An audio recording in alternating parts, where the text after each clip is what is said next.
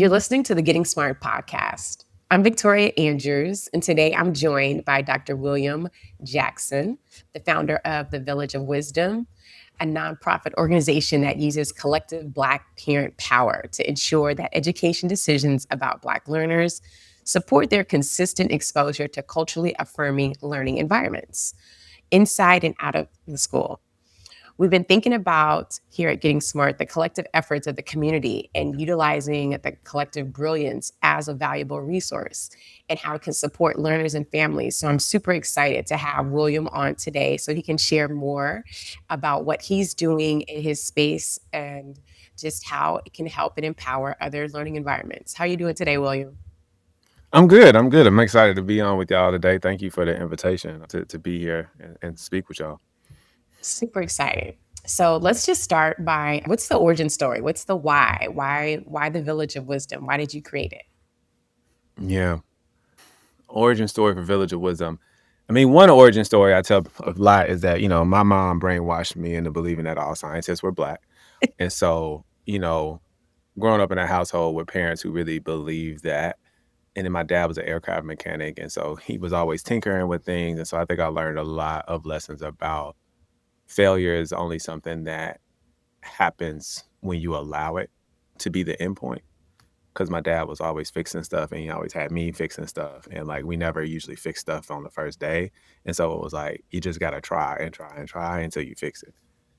The reason why I bring that up as an origin story is I think those two things mixed together kind of lead to Village of Wisdom, right? Like we've been doing this work for 10 years. One, I don't think you get to start an organization that's focused on Black parents in America 10 years ago if you're not really willing to fail and try again. Mm. Because folks got to remember we were in a post-racial society when Obama was president. There's a lot of stuff going on in terms of, is this even necessary or important? And then, the reason why I bring up kind of my mom's brainwashing is there's a lot of research in the racial socialization and racial identity development literature that talks about the need for children of color and Black children as a part of that to be affirmed around their racial identity, right? And so the more they can hear you're Black and beautiful, you're Black and talented, you're a Black genius, a thing we like saying a lot, the more likely those children are going to be resilient to the racism that they experience in schools. So microaggressions, slights, them being devalued, telling them they need to cut their hair, pull up their pants, or whatever. They can't talk like that. All of those things are things that kind of can hurt a child's sense of identity and sense of self and their confidence. And one of the most powerful antidotes to that is a Black parent's affirmation to their child to say, hey, no, like, you are Black and beautiful. You are Black and smart. You are capable of whatever you put your mind to. And that is a resilience factor. And so initially with Village of Wisdom, after I was in a PhD program, I got exposed to that research and I was like, oh man, I should try to start workshops so parents could talk to each other about how they were going to talk to their kids about race. And, this is after teaching and I'm 30 at the time that I started Village of Wisdom. And it kind of felt, well, my mom could have just told me like I could have did this a long time ago. So, I don't know. She'd Not be your like, mom did you need a catching PhD? in true mother fashion. I could have told you this. Yeah. So there are so many points rather that you hit upon, Will. One is that just that sense of identity, that's something that we talk a lot about here at Getting Smart as well, is how do you develop that sense of identity, especially if your sense of identity is not crystal clear. And you hit upon that a little bit. So if I'm a Mhm. parent and I don't have a strong sense of identity and nobody's affirming me and nobody's pouring into me and filling my cup, so how am I, to do that for the child that I've, been charged to raise? I also think about this in advisory settings at different schools where it's, a lot of social emotional learning, a lot of, again, identity work and, naming those feelings. And sometimes the adults in those space haven't been given the opportunity to explore their own. So how do you like adequately prepare families and caregivers and parents to be able to do that when they may not have received that themselves? Yeah. I mean, that's the biggest thing. That was like one of the first learnings is that you can't ask somebody to pour into somebody else what hasn't been poured into them. Mm. And so you can't ask a Black parent to affirm a Black child if that Black parent has been affirmed around their own Blackness. And I think another thing to kind of remember about the time is that, the most popular tropes about Black parents at the time was that they were deadbeat dads and welfare queens. Yeah. Right. And so when you don't have a lot of positive messages out there, invariably what we kind of heard at the end of it, I remember like a parent being like, well, I believe you. I need to do this, but I don't know how. I don't Mm. know what I'm gonna do. And we spent the whole time talking about how. And I think really what she was saying was like, I don't have it in me. And that's not her fault, right? That is Yeah. a systemic issue. And when you look out in the world and you start to ask yourself the question, like, well, how many times do Black parents get the chance to be affirmed as both Yeah. parents and Black, right? Yeah. The most common, somewhat positive conversation that we have that Black parents that is had in popular culture is, oh, give your child the talk.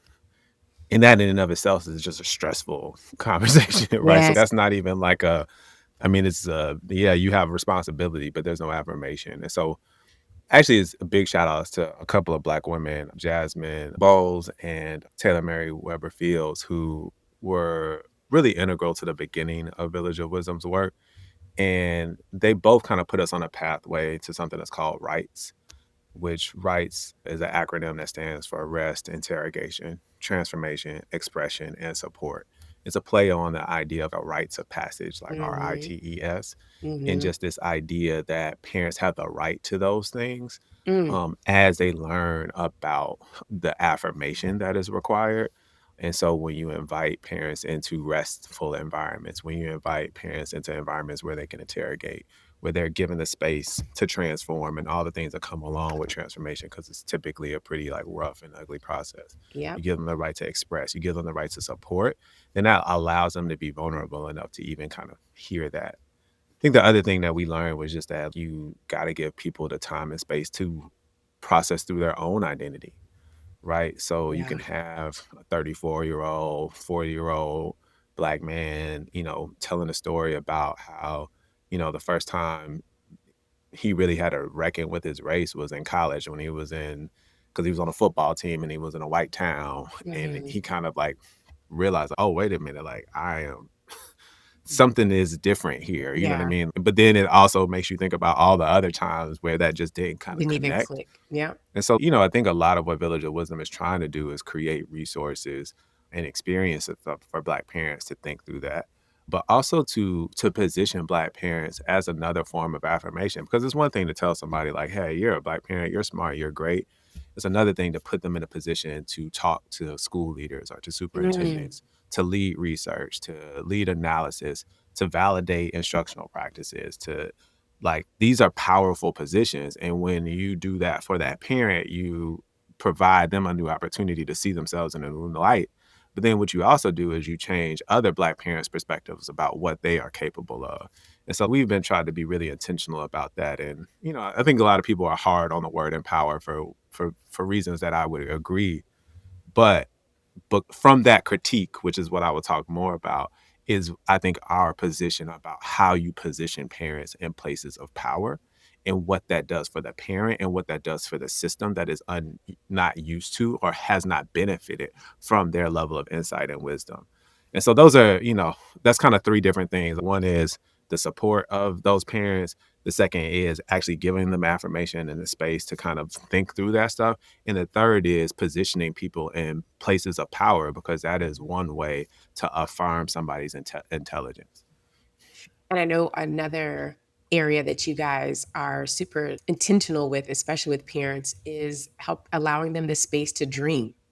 I remember when we talked before and you were sharing about just the dream ship model. And for a lot of parents, that's the first time they've ever been asked, what are your dreams for your young people? If you're a caregiver, what's your, sometimes becoming a caregiver of a young person happens intentionally or unintentionally. So you may not even slow down to think, what is my dream for my niece, my nephew, my grandchild that I'm raising? But can you walk us through what that looks like and why is that so important to your approach?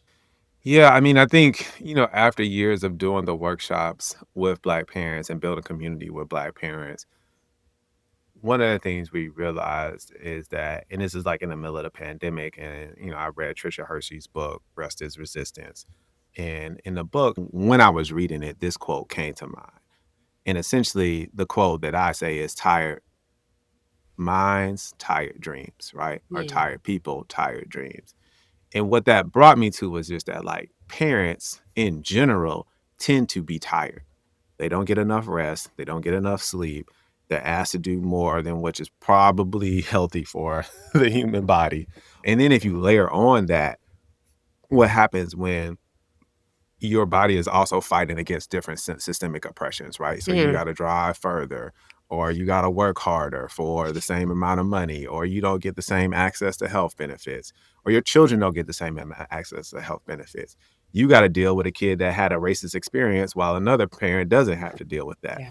All of those are the personal impacts of a systemic process, right? And so, or systemic issues. And so what we were thinking about is, okay, you want to ask Black parents to dream up what an ideal learning environment is for young people or for learners. You don't want them to do that from a tired space, Yeah. right? And so the dream shift was, okay, what happens if we not only, because we always had a practice of paying parents for their intellectual contributions, but what if not only did we pay them for their intellectual contributions, what if we also paid them to rest? Mm, Right. And what would it mean to have a rest stipend and to almost kind of force parents, incentivize parents to be like, look, lay down somewhere, right? And what does that mean in terms of their ability to tap into their imagination? Because imagination, I think a lot of times comes from a place of stillness, comes from a place of, hey, I somehow found a way to just be with myself and in my own thoughts and find a vision of tomorrow. And so that was the idea behind Dreamship, and that was the experience that we were trying to cultivate. And part of the reason why we were doing that is because Village of Wisdom has started to become an organization that was becoming synonymous with the entity that was creating standards for what ideal learning looks like. mm, And so if we wanted to kind of stand on the firm ground of, yes, we listen to parents and also we do research. And as a part of that research, we're asking parents to envision a more ideal future for Black learners in particular, but for all learners. How do we know we can trust the imagination and the standards that are being created, or the imagination that drove those standards? mhm, And that would mean that the people who had those imaginations were taken well care of, that they were invested in, that they were given the opportunity to do the things that we talk about with rights in terms of transforming, expressing, but they were also poured into, made to feel good about themselves. So they're not doing that from a broken place or whatever place. And that they had enough rest to dream expansively. Because as Ruha Benjamin talks about, right now we're living in a version of different people's imagination. mm, And if we want to get to a different type of society in a different type of world, then we have to create an imagination and a vision for that world that is different enough and attractive enough to get people into that world. And so that, just think about the level of investment you would want to put into people who are trying to create the yeah. norms, the standards, the rules of that world. I really deeply appreciate the fact that you guys are one intentional about recognizing the genius of parents and compensating them appropriately. So often it's, hey, sit in on this interview, provide research. We want to hear your voice, X, Y, and Z. We want to hear your experience. To an already taxed parent, that's another ask. That's another Mm, pull. And then if they don't show up, it's, well, the parents aren't involved. No, no, no, no. That's not the parents aren't involved. They already have a whole buffet on their plate. And we're asking them one more thing. And it might seem like one more thing, but if the scale is already tipped over and they've already done so much, then they can't show up as their best self. So I just deeply appreciate you guys, like you said, just compensating their intellectual contributions as well as incentivizing rest. I'm so glad that you brought up the book Rest is Resistance as well. That is such a good piece of like writing, and to recognize for those that are might be feeling like they're on the rat race, especially just right now in the world, it's like it's hard for us to just detach and turn our brains off. But that goes to what you were saying before about just creating those conditions for dreaming, for imagination, and not treating rest as a luxury, but rest as a right and treating it as such. just as essential as food, air, and water. Like we're not computers. Like we need to shut and power down. Can you share what that is? And I love the idea that it's a collective effort, but for those that may not be aware or knowledgeable of it, can you provide some more insight? Yeah, for sure. So the Wisdom Hub essentially is a place for folks to come and find different instructional and learning resources for young people. But it's with a twist, right? Because there's a lot of resources, a lot of resource spaces out there. And as I kind of mentioned, Village of Wisdom, really we think about ourselves as a research organization in part. And one of the things that has happened in research over the last 60 years since Brown versus Board of Education is that people have increasingly created these things called clearinghouses, which a clearinghouse is essentially a place where you keep a whole bunch of evidence-based practices. And so probably for a lot of the school leaders who are listening, they're familiar with these things, right? Is that, hey, our district is going to use X, Y, and Z practice that is evidence-based. Mhm. And we're going to go to the What Works Clearinghouse or whatever clearinghouse that you go to legitimize that decision. If you go to the What Works Clearinghouse, which, may not actually be there right now, but some people listen to this. But if you did, it basically is a collection of the last 60 years of research that's been funded by the Department of Education. And if you typed in culturally responsive or culturally affirming, you would get 1 to 2 results. And then when you looked at those results, you would find out that the core of those studies were not about culturally affirming or culturally responsive practices. And so, a few years ago, I'm here in Durham, I love our district to death because they were trying to do this, right? But part of this is it's interesting when you see how systems show up because it is demonstrated by what institutions are capable of doing and what is actually available in the ecosystem. So our district lovingly said, hey, we want 100% of our classrooms to be culturally affirming by 2025. But it was going to be difficult for them to get there, number one, because what are the evidence-based practices that are based in culturally affirming practice? Mm, What were the curriculums that were going to offer that? Like in truth. And then two, how would you assess that?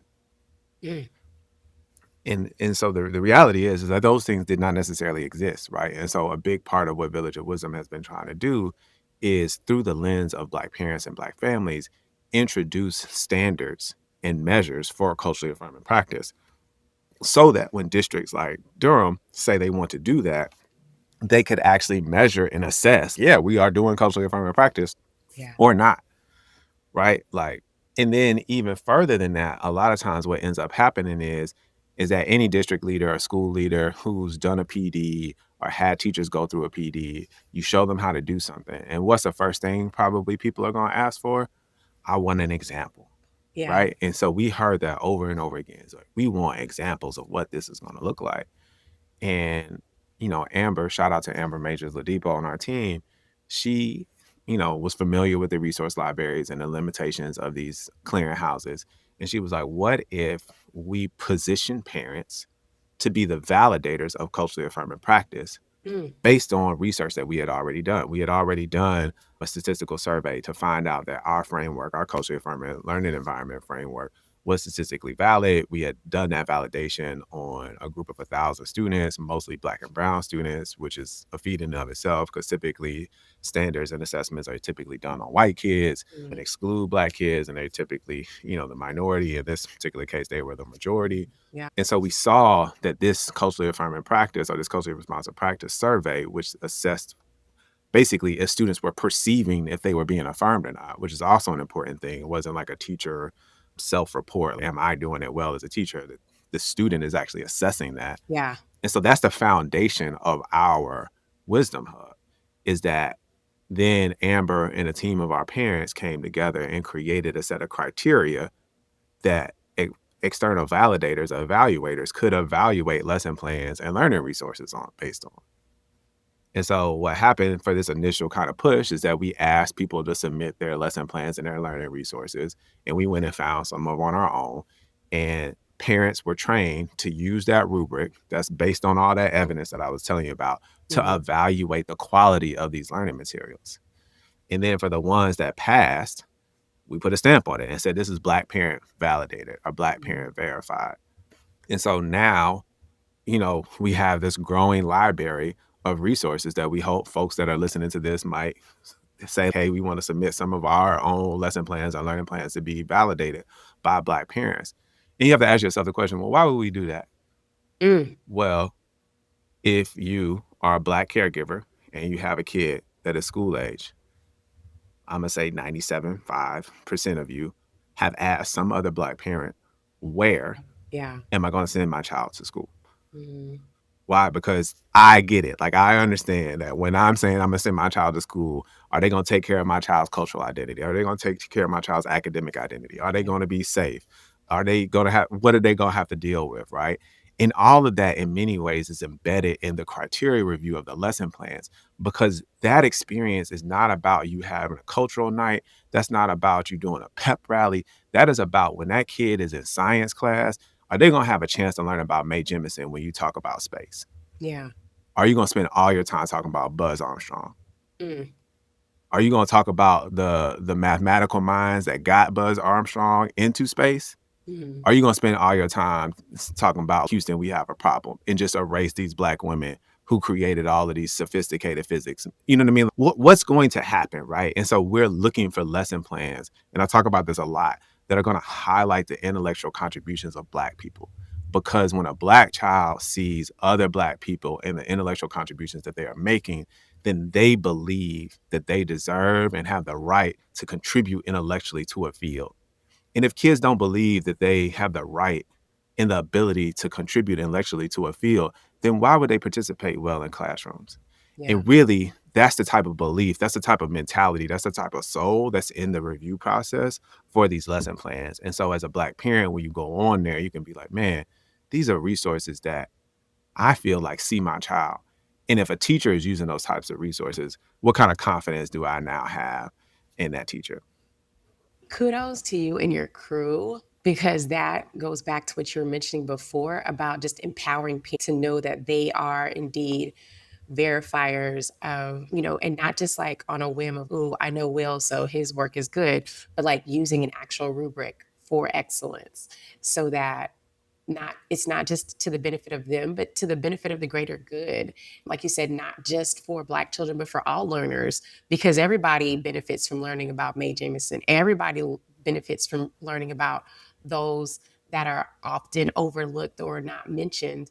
Because if you've sat in any classroom and you're going to hear about the same people over and over, and so you automatically just turn off your brain switch the minute they bring up science, because it's like, I already know the key people. Or even Black History Month, it's like, all right, Martin Luther King says you're on the truth, blah, blah, blah, blah, blah.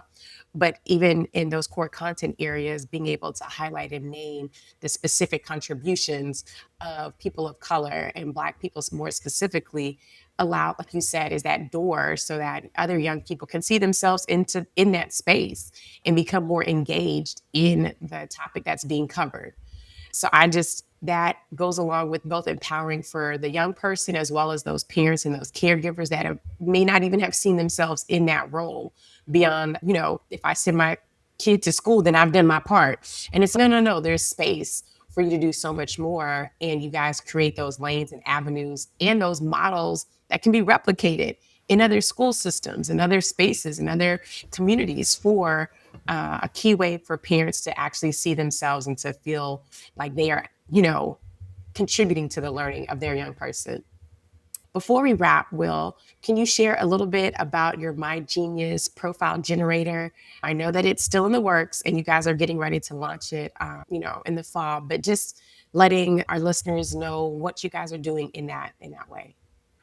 Yeah, the My Genius profile generator, I think, gets at what you're talking about, which is there's this concept called targeted universalism. And I believe the brother's name is William Randolph. And essentially, he came up with this idea, right, of belonging and togetherness. And so, and essentially, the point of target universalism is that you build something for a particular group, but it tends to benefit everybody else, especially if that group is oftentimes losing or systems aren't designed well for them. The classic example of target universalism is like a handicap ramp, right? So you design this handicap ramp for people who have wheelchairs so that they're able to get up.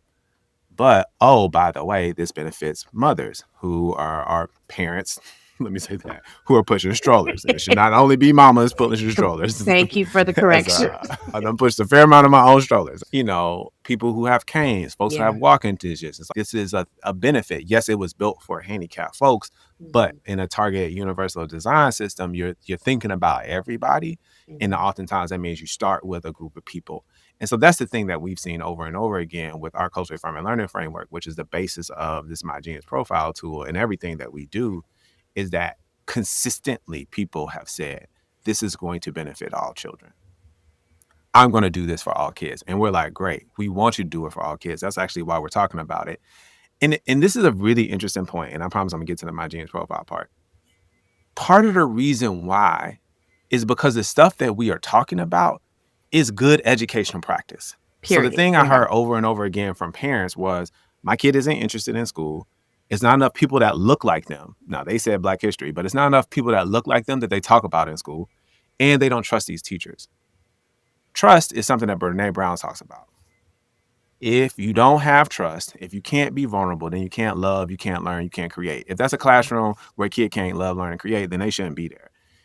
If you're not interested in it, then self-determination theory by DC and Ryan talks about the fact that I'm not going to be able to do difficult learning tasks because I'm not going to have the energy, the volition, the motivation to be able to persist through this difficult learning task. But the second that you do something towards that kid's interest, it works. So I'm going to give you this example. Johnny comes in the classroom and Johnny says he's interested in dirt bikes. Quan comes into the classroom. He says he's interested in dirt bikes. Immediately, when I say Johnny, you're probably thinking white kid. White kid, dirt bikes, motocross. Quan, black kid, dirt bikes, rough riders, riding his bike in the streets, should be criminalized. So for Quan, he doesn't get to talk about dirt bikes in classrooms. Yeah. Because his interest isn't important, or it's not seen as safe or wholesome in this society. Johnny wants to be a BMX rider, so of course we're going to talk about dirt bikes in classrooms. Johnny gets an opportunity to follow his interests, Quan doesn't. Yeah.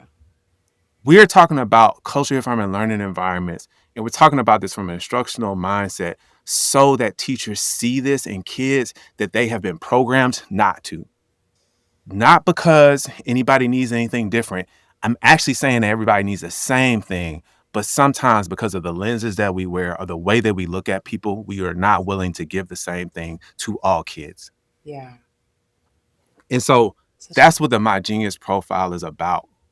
It is about parents and children getting together to talk about what their strengths are, the things that they're interested in, the people that they trust, why they trust them, the social causes that they care about, whether that's the environment or their neighborhood or access to food. And as parents work with their kids, they write a love letter to the teacher about their child. And that's what the My Genius Profile is about. It's about creating 1,000,000 love letters that come from Black families to go out into the world to explain to the world who our children are and what they're capable of so that they might be seen as human when they walk into a classroom. And this powerful tool, like I mentioned before, is not going to be launched into the fall. And just based upon what I've seen, it takes in, like you mentioned, all of those personal interests and from the like through conversation, which is it's very different, where it's not just a questionnaire with what do you like, what's your favorite color, what's your hobbies, what's your interests, but it's an actual conversation between a caregiver and their young person to elicit those responses so that it can create those different learning opportunities for that young person that are personalized towards them. And I'm excited for that to be launched. And I hope that you can come back and share and give some insight into how that's going. As we wrap up, Will, what's one message or takeaway that you every listener to carry with them after this conversation? You've hit upon the collective genius, empowering parents, making sure that we build, when we are building for those fringe communities, that it's not just for that fringe community, but it eventually impacts the greater good of everybody. I learned something while I was in grad school, and I think it's really important for everybody to hold with them as they think about educating young people of any color, of any creed. That learning is a connection of prior knowledge to new information. Prior knowledge is what people bring. to a conversation, to a world, to a classroom, to a whatever. The new information is oftentimes what the school is responsible for providing. But if you provide that new information in such a way that it does not honor that child's prior knowledge, no matter what you think about that prior knowledge, you are robbing that child of the ability to learn. So when we tell a child they can't bring their language to the classroom, they can't bring their clothes to the classroom, they can't bring their culture to the classroom in different ways, then we're telling them that they can't access their prior knowledge. If they can't access their prior knowledge, then you have to ask yourself the question, can they learn? And so my question for people listening is, are you contributing to creating classrooms where all children get to bring their prior knowledge so they can make connections to new information and learn? And if you're feeling like you might be struggling with that, the Village of Wisdom has some resources for you. On our website, the Wisdom Hub, check us out for the My Genius Profile Generator. And if you're looking for a PD opportunity where we try to help educators think through that, we'd also love to help you too. Thank you so much, Will. Thanks for tuning in to the Getting Smart podcast.